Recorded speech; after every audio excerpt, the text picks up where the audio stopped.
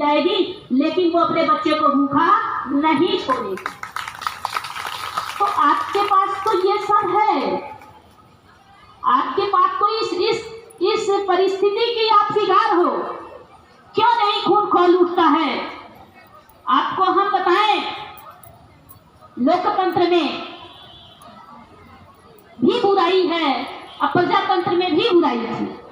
प्रजातंत्र में क्या बुराई थी कि राजा जो होता था वो स्वेच्छाचारी होता था, वो निरंकुश होता था, जैसी मर्जी वैसा करता था। लोकतंत्र में भी एक अच्छाई भी है, एक बुराई भी है। लोकतंत्र में सबसे बड़ी पावर है वोट की शक्ति, पब्लिक के संगठन की शक्ति, यही तो सबसे बड़ी शक्ति है। आप अगर गौर से देखा तो चाहे भाजपा हो, चाहे सपा हो, या कोई भी पार्टी हो, क्या है वो? है क्या? एक संगठनात्मक ढांचा है, लोगों का एक ग्रुप है ना?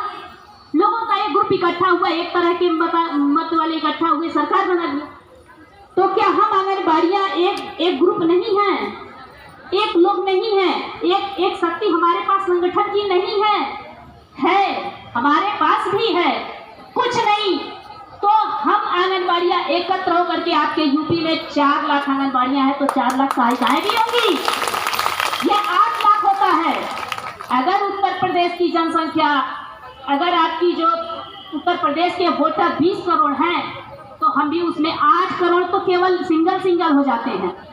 8 लाख ऐसे हो जाते हैं। हमारा परिवार है, हमारे रिश्तेदार हैं, हमारे घर में 10-8 होते हैं। हम सबसे बड़ी बात, हम 1000 की आबादी पे, 1000 आबादी का, ये 800, 900, 1000 वोटरों पे हम बीएलओ का काम करते हैं। एक होता है मन से काम हो करना, और एक होता है बेमन से काम करना। बेमन से काम करने वाले को भी कोई पकड़ नहीं पाएगा। घर में झगड़ा होता है, डांट सुनी होती है, ऐसा खाना पका के रख देंगी, घर वाले बिल्कुल कुछ कर भी नहीं पाएंगे। खाने बैठेंगे तो शुद्ध मुंह में जाएगा नहीं, पेट नहीं किसी का भरेगा। तो हम तो इस कार्य में कुशल हैं, हमें बीएलओ का काम दिया गया दिखावे के लिए, तो हम कर देंगे। लेकिन 10-10 वोटर छोड़ना तो 2-4% पे फर्क डाल देगा पूरे उत्तर प्रदेश में। क्यों नहीं आप अपनी शक्ति को पहचानती हैं? काम करिए, उस पर चैलेंज करिए सरकार को। मन से काम करवाना है हमसे, तो हमको पहले खुश तो करो। वो भुक्षितम किम न करोति पापम, संस्कृत में एक बहुत पुराना श्लोक हम लोग पढ़ते थे तो था, वो भुक्षितम किम न करोति पापम, जो भूखा है वो कौन सा पाप नहीं करेगा? क्यों नहीं पाप करेगा? वो करेगा। जब भूखा है तो पाप करेगा। किसी भूखे नंगे पे हम लोग की स्थिति कम नहीं रखी है सरकार ने। हम सरकार से मांग क्या रहे हैं भाई? हम तुमसे आगरा का ताजमहल नहीं मांग रहे हैं, हम तुमसे कोई बहुत बड़ा चीज नहीं मांग रहे हैं। आप तो सक्षम हो, आपके टाइम में बड़े बड़े काम आपने यूं कर दिए। राम जन्मभूमि का मामला 500 साल पुराना यूं निपटा दिया, धारा 370 ऐसे खत्म कर दिया, जम्मू कश्मीर में चुनाव करा लिया। ये सब तो बड़े बड़े मुद्दे थे जो कोई सोच भी नहीं पाता था कि हो जाएगा। हमारा मुद्दा वैसा है क्या? हमारा मुद्दा वैसा है? वैसा नहीं हमारा मुद्दा। हमारा मुद्दा तो बस आप एक इशारा करो, आपका भी भला हो, मेरा भी भला हो। महिलाओं के संबंध में यह बात है, वफादार होती हैं महिलाएं, वफादार होती हैं, किसी को धोखा नहीं कर सकती। धोखा कौन चला है? ये खुद धोखा भले खा जाएंगी, धोखा खा जाएंगी, लेकिन एक बार किसी को धोखा देने की हिम्मत नहीं करती, क्योंकि स्वभाव ही ऐसा है, इनका कार्य ही ऐसा है। ऐसे ये परिवेश में ही रहती हैं कि इनसे ये सब चीजें नहीं हो पाएंगी। अभी आप गौर करिए, सरकार ने जो श्रमिकों का, मजदूरों के हम खिलाफ नहीं है कि भाई मजदूर का बढ़ गया तो इसको रखा हुआ है, बहुत अच्छी बात है। सरकार ने मजदूरों का भला बढ़ाया, बहुत अच्छी बात किया कि मजदूरों को एक बढ़िया बेहतर जीवन तो मिलेगा, 22,000 पाएंगे तो क्यों मिलेगा ना। लेकिन हम कह रहे हैं सरकार हमारे लिए अगर 15-18,000 कर देती है तो हम क्या उस पैसे से दारू पीने जाएंगे? क्या दारू तो नहीं पिएंगे। हमको अगर 18,000 सरकार देती है तो समाज की दशा बदल देंगे। हम अपने बच्चों को अच्छा पोषण देंगे, अच्छी शिक्षा देंगे, हम उन पैसों का सदुपयोग करेंगे। एक नया पैसा पुकार में नहीं जाने वाला है। हम वो सब खा पी करके बीमार पड़ के अस्पताल का बेड ठेकाने वाले नहीं हैं। हम आयुष्मान का पैसा उसमें खर्च करवाने वाले लोग नहीं हैं।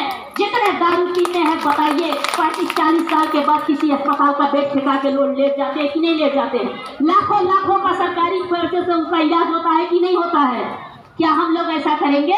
हमको दिया गया पैसा, एक एक पैसे का सदुपयोग होगा, उससे राष्ट्र निर्माण होगा, देश निर्माण होगा, नागरिक का निर्माण होगा। भविष्य में देश की दशा और दिशा बदलेगी उस पैसे से। एक अच्छे जगह पे सरकार पैसा देने से इतना कटराती क्यों है? क्यों कटराती है? क्योंकि हम महिलाएं हैं। हम अगर कोई जंग लेते हैं तो हमें 2 मोर्चों पे लड़ना पड़ता है। जैसे कुछ दिन पहले कश्मीर में हमारे सैनिकों को 2 मोर्चे पे लड़ना पड़ता था, एक पत्थरबाजों से और एक आतंकवादियों से। दोनों मोर्चे पे लड़ते थे। हमारे साथ भी एक आतंकवादी है और एक पत्थरबाज है। अब किसको आतंकवादी कहें, किसको पत्थरबाज कहें, आप लोग तय करिएगा, क्योंकि हमारे साथ आतंकवादी हमारे घर ही में बैठे हैं। कहाँ जा रही हो? तुम्हारे जाने से क्या बदल जाएगा? लखनऊ जाओगी, खाना कौन पकाएगा? एक जंग तो हम अपने घर में से लड़ के निकलते हैं, 2 दिन गए कि नहीं, फोन आना चालू हो गया, कब लौट रही हो? निकाल देंगे घर में से, व्यवस्था तितर बितर हो रही है। और एक जंग तो हमें सरकार से लड़नी ही लड़नी। दे दो दे दो दे दो दे दो, मांगे पूरी करो पूरी करो पूरी करो, कान में जू नहीं रेंगता है। तो अभी हम लोग, अच्छा हम लोग इतना संघर्ष करते हैं। एक संघर्ष घर में करो, एक संघर्ष सड़कों पे करो, उसके बाद जब सरकार नहीं बढ़ाती है तो घर में भी खूब बढ़िया आरती हमारी उतारी जाती है, और जो समाज जो हमको उलाहना देता है वो तो अलग होता है कि नहीं होता है? सबके साथ एकदम 100% होता है। तो हम ये कह रहे थे कि लोकतंत्र में शक्ति जो होती है वो वोट की होती है, पब्लिक की होती है, और सबसे बड़ी शक्ति यही है। कहीं कहीं इस शक्ति का नाजायज फायदा भी उठाया जाता है। हाल के ताजा उदाहरण इसके हैं। बांग्लादेश में देखिए, एक चुनी हुई सरकार को आम पब्लिक की भीड़ ने उखाड़ करके फेंक दिया। हालांकि ये सरासर गलत हुआ। अब सोचिए इस एकता में, इस पब्लिक में, इस भीड़ तंत्र में कितना ताकत है कि एक चुनी हुई